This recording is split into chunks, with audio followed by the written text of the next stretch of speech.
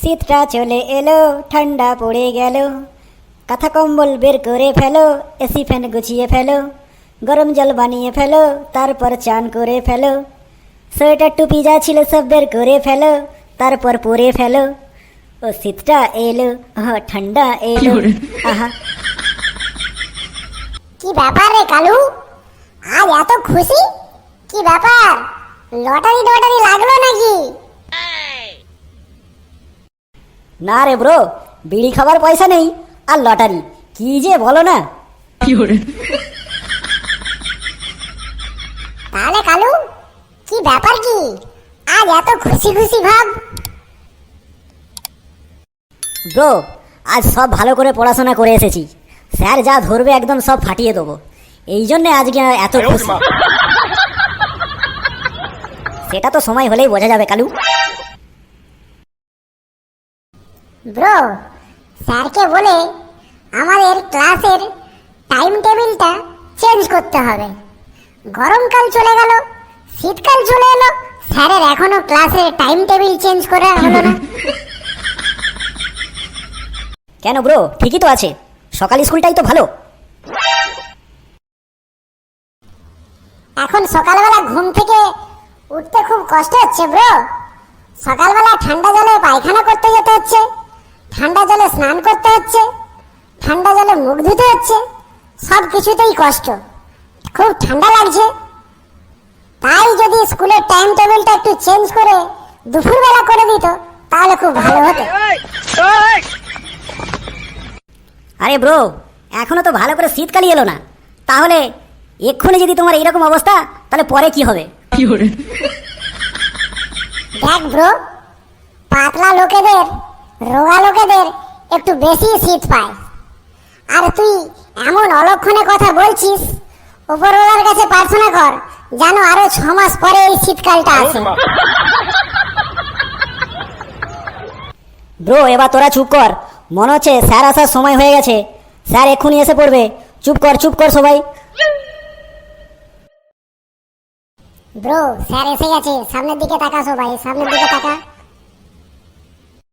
কিরে, তোরা যে একদম ক্লাসটাকে হার্ড বসিয়ে ফেলেছিস, হ্যাঁ?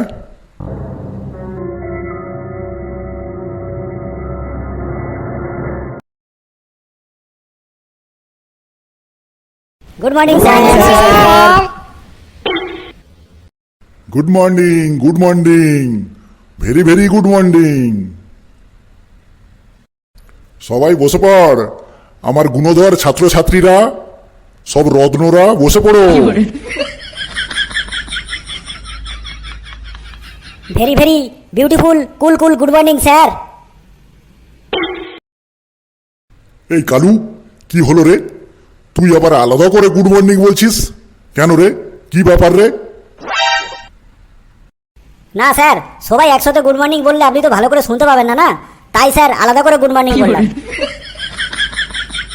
ও, বুঝেছি, মনে হচ্ছে তুই আজ পড়াশোনা করে আসিসনি, তাই বেশি করে গুড মর্নিং বলে আমাকে ঘুষ দিচ্ছিস। না স্যার, আমি আজ ভালো করে পড়াশোনা করে এসেছি, আপনি শুধু একবার পড়াটা ধরুন না, পুরো ফাটিয়ে দেবো একদম, যেখান থেকে ধরবেন পুরো ফাটিয়ে দেবো। সেটা তো পড়া ধরলেই বোঝা যাবে, তুই কি পড়ে এসেছিস একটু পরেই বোঝা যাবে। দেখ না ব্রো, কালু আজ কি পড়াশোনা করে এসেছে একটু পরেই সব বোঝা যাবে। ফ্রি ফায়ার পড়ে এসেছে নাকি পাবজি পড়ে এসেছে একটু পরেই সব বোঝা যাবে। এই, তোরা দুজন কি ফিস ফিস করছিস রে? হ্যাঁ স্যার, আমাদের কিছু কমপ্লেন আছে। আচ্ছা, তোদের আবার কমপ্লেন? ঠিক আছে, তোদের কি কমপ্লেন, কি হরলিক্স কি আছে সব বলে ফেল। স্যার, আমাদের ক্লাসের টাইম টেবিলটা আপনি চেঞ্জ করে ফেলুন। গরম চলে গেল, শীত চলে এলো, স্যার এখনো সকাল স্কুল, স্যার টাইম টেবিলটা একটু চেঞ্জ করে আমাদের স্কুলটা দুপুরবেলা করলে ভালো হতো না স্যার? আগে তোরা ভালো করে পড়াশোনা কর, তারপর আমি ভেবে দেখব তোদের স্কুলটা সকালবেলা হবে নাকি সন্ধ্যাবেলা হবে, বুঝলি? সকালবেলাই আমার মাথাটাকে তোরা গরম করে দিলি, হতচ্ছাড়াগুলো।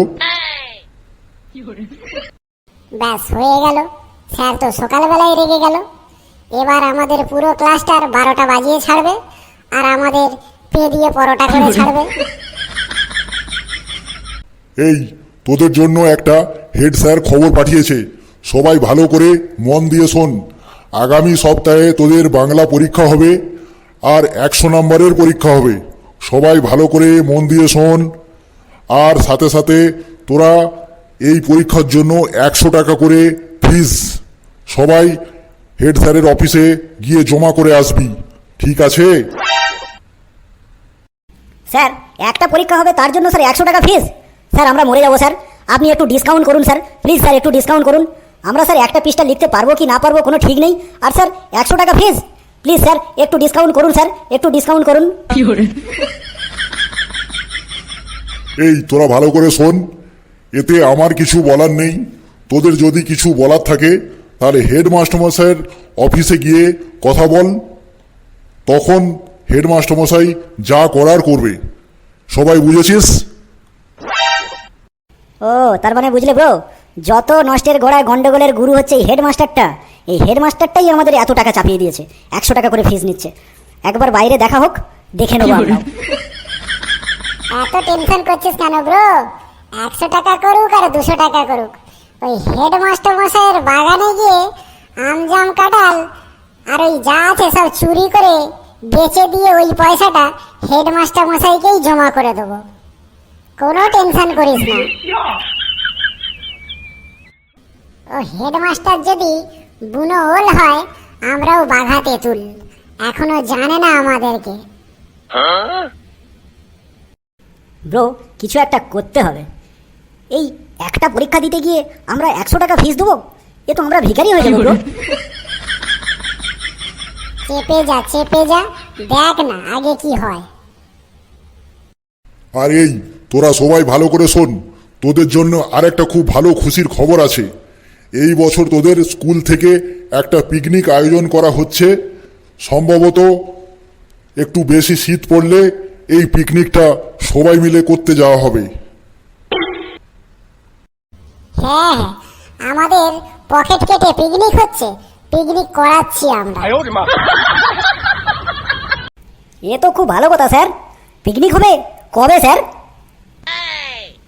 আরে আর একটু বেশি করে ঠান্ডা পড়ুক, মানে 25 ডিসেম্বরে তোদের পিকনিক হবে।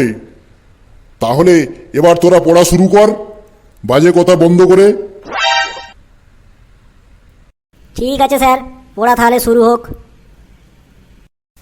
তাহলে যেহেতু শীতকাল চলে এসেছে, তাহলে আজ শীতকাল নিয়েই তোরা কিছু বল, অর্থাৎ শীতকালের রচনা বল। আজ কালু তুই প্রথমে শুরু কর। তুই এসে বলছিলিস না আমি সব পড়ে এসেছি, ধরলে পুরো ফাটিয়ে দেবো, দেখি তুই কেমন ফাটিয়ে দিস, না হলে আমি তোকে ফাটিয়ে দেবো। স্যার আমি তাহলে আজকে প্রথম থেকে বলছি স্যার। স্যার শীতকাল সাধারণত পৌষ ও মাঘ মাসে এই দুটোতে হয়, তবে এই বছর শীতটা অনেক লেট করে পড়েছে, তাই হয়তো ফাল্গুন মাস পর্যন্ত চলে যেতে পারে স্যার। আর স্যার এই শীতকালে রাতের বেলা ঘুম কিন্তু খুব ভালো হয়, আবার সকালবেলা ঘুম থেকে উঠতে 8টা বেজে যায়। খুব জোরে পায়খানা পেলে তবে ঘুম থেকে উঠি, না হলে স্যার 9টা পর্যন্ত শুয়ে থাকতে ইচ্ছা হয়।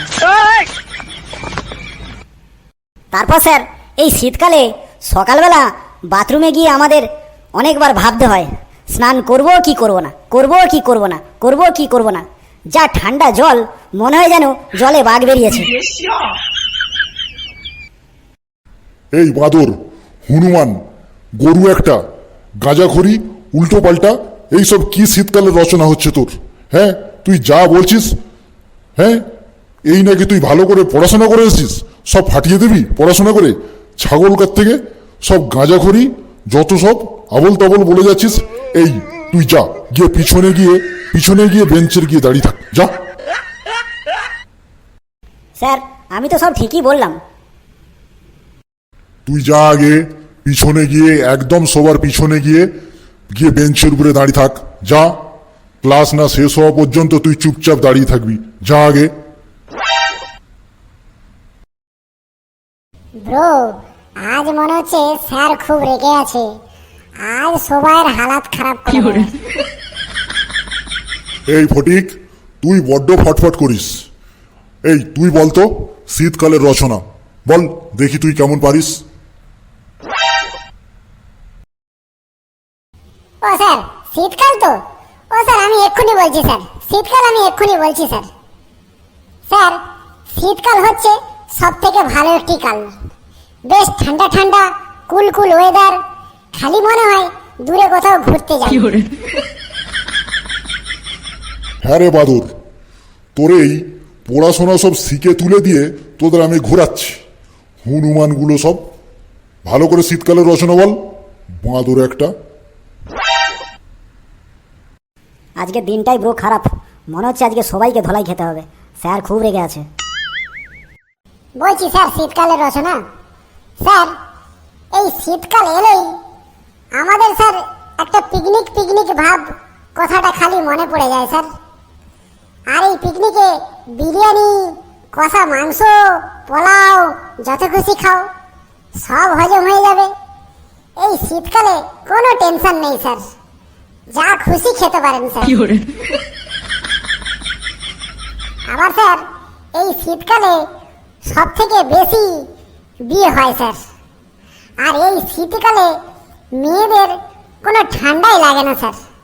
ওরা স্যার বিয়ে বাড়ি গেলে সব কিছু সেজে গুজে বেশ ভালো করে যায়, কিন্তু কোনো টুপি, সোয়েটার, মাফলার এসব কিচ্ছুই পরে না স্যার।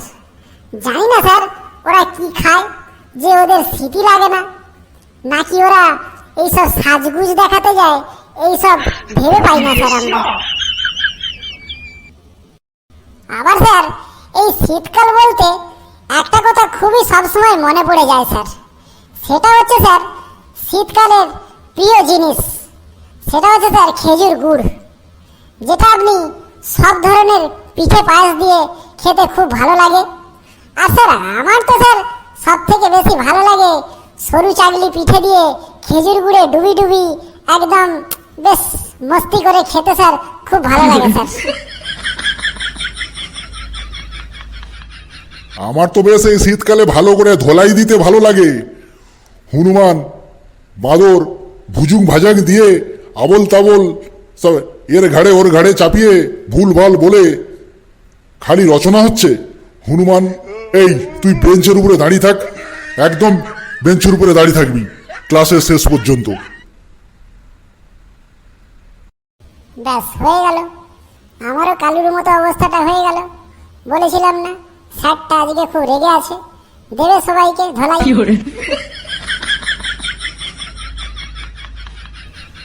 এইবার দেখছি স্কুলে রিজাইন দিয়ে দিতে হবে।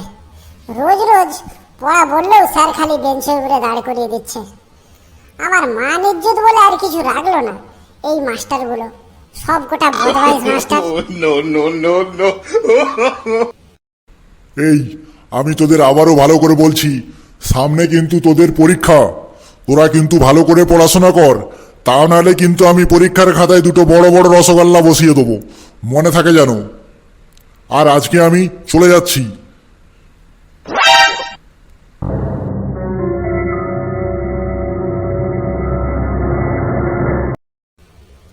আর আমরা দর্শকদের উদ্দেশ্যে বলছি, আমরা কিন্তু স্কুলে ভালো পড়াশোনা করতে পারি না বলে আপনারা কিন্তু বেশি হাসাহাসি করবেন না, আমাদের লজ্জা দেবেন না। আমরা চেষ্টা চালিয়ে যাচ্ছি ভালো করে পড়াশোনা করার। আর এই ভিডিওটি কেমন লাগলো আপনারা অতি অবশ্যই কমেন্ট করে জানাবেন, আর সাথে সাথে একটা লাইক আর একটা সাবস্ক্রাইব করে আমাদের পাশে থাকবেন। আমরা চেষ্টা করছি আপনাদের আরও বেশি হাসানোর জন্য, তাই আপনারা হাসতে থাকুন, ভালো থাকুন, সুস্থ থাকুন, আর বলুন জয় হিন্দ।